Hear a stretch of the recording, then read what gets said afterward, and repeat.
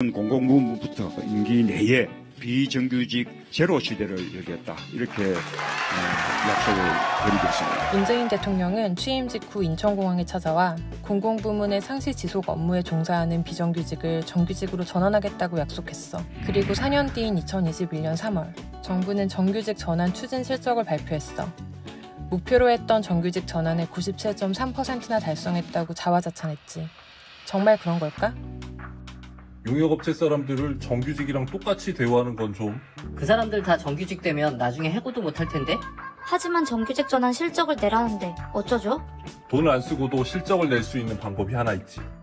최저임금 수준의 자회사를 만들어서 다 몰아넣는 거야. 그것도 정규직은 정규직이니까.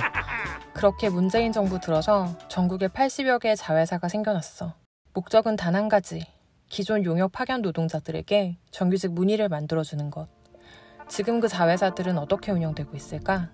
2017년 당시 인천공항에서 일하는 사람 10,000명 중에서 정규직은 불과 1,000명뿐. 나머지 9,000여 명은 모두 비정규직이었어.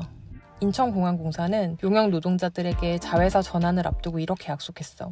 부족한 인원으로 더 많이 일해야 했던 3조 2교대를 정규직과 차별없게, 주 6일 장시간 근무를 정규직과 차별없게, 열악한 복리후생도 정규직과 차별없게 하겠다고 했어.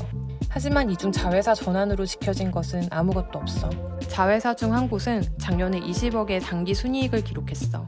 이 당기 순이익은 노동자들이 받아야 할 몫을 자회사가 중간에서 차곡차곡 가로챈 결과야.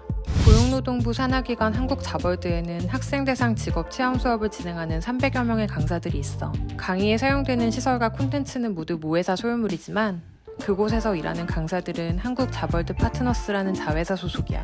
상시 지속 업무 인력인 이곳 강사들은 문재인 정부가 약속한 공공기관 정규직 전환 대상이었어. 최저임금과 고용 불안에 시달리던 비정규직 강사들은 드디어 처우 개선과 고용 안정이 이루어질 것이라고 기대했지. 그런데 회사에서는 갑자기 이름도 이상한 자회사를 만들어서 강사들을 전환시키겠다고 통보했어. 강사들은 당연히 반대했지. 사실상 이름만 바뀐 용역회사가 될 거라는 우려 때문이었어. 회사는 자회사를 만드는 대신 상생발전협의회라는 걸 열어서 원청과 직접 고용과 처우 개선 등을 논의하자고 했어. 거짓말이었어. 회사는 자회사를 만들고 나서는 이런저런 이유로 상생발전협의회를 아예 열지조차 않더니 1년 만에 어렵게 열린 회의에서는 고용 안정이 아니라 구조조정을 얘기하고 처우 개선 논의는 아예 시작조차 하지 않았어. 정규직 임금은 인건비로, 무기계약직, 기간제 노동자들의 임금은 잡금으로 분류하는 코레일 자회사 코레일 네트워크스. 이 회사의 계약직과 무기계약직 비율은 93%. 한 개역을 직원 혼자 담당하는 1인 근무. 화장실 갈 때도 문을 잠그고 가야 하고 밥을 먹다가도 고객 전화가 걸려오면 뛰어나가야 하는 긴장의 연속이야. 만약 화재가 나거나 대형 사고라도 발생하면 사실상 대응이 불가능한 거지. 결국 영무원의 열악한 근무 환경은 시민의 위험으로 이어지고 있어.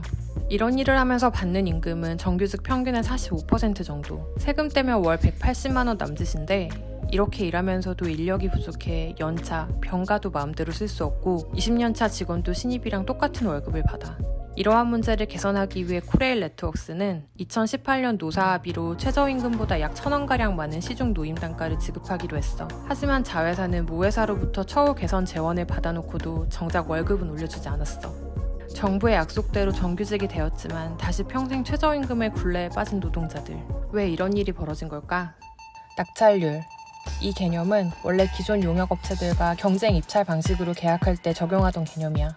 직원들 임금을 최대한 쥐어짜서 가장 싸게 일을 할 수 있는 회사가 낙찰을 받아왔던 거지. 그런데 이번 정부 들어 만들어진 공공기관 자회사들은 정규직 전환을 위해 만들어진 사실상 월급 주는 역할만 하는 회사인데도 용역 시절에나 찾아볼 수 있었던 인건비 경매를 계속하고 있는 거야. 지난해 인천공항공사의 자회사 평균 낙찰률은 86.4%. 적용하면 13.6%만큼 월급이 깎여야 하는 거지. 대부분의 공공기관이 자회사의 낙찰률을 책정하면서 자회사 직원들에게 돌아가야 할 임금을 중간 착취하고 있어. 더 황당한 건 자회사 낙찰률을 예전 경쟁 입찰 때보다도 낮춰서 월급 후려치기에 이용한다는 거야. 또 하나의 족쇄. 정부 예산 편성 지침. 정부는 2020년 3월 공공기관 자회사 노임단가 산정 시 정당한 사유 없이 시중 노임단가보다 낮게 노임을 적용하지 않을 것을 권고하는 공공기관 자회사 운영 개선 대책을 발표했어. 하지만 대부분의 자회사는 이 기준은 지키지 않고 이전 용역업체에서 지급받던 최저임금 수준 임금을 그대로 지급하고 있어. 그러면서 무기관과 기재부 예산 편성 지침을 핑계로 대고 있어. 정작 무기관을 찾아가 처우 개선을 요구하면 자회사는 별개의 다른 회사라며 만나주지도 않아. 예산 편성 지침을 만드는 기재부 역시 책임을 지지 않기는 마찬가지야. 모두가 책임을 회피하는 사이 시민의 안전과 복지 서비스에 직결된 공공부문에서 일하면서도 평생 최저임금의 굴레에 들어간 공공기관 노동자들. 비정규직 제로 시대를 열겠다. 이렇게 약속을 드리겠습니다. 대통령님, 그 결과가 이건가요?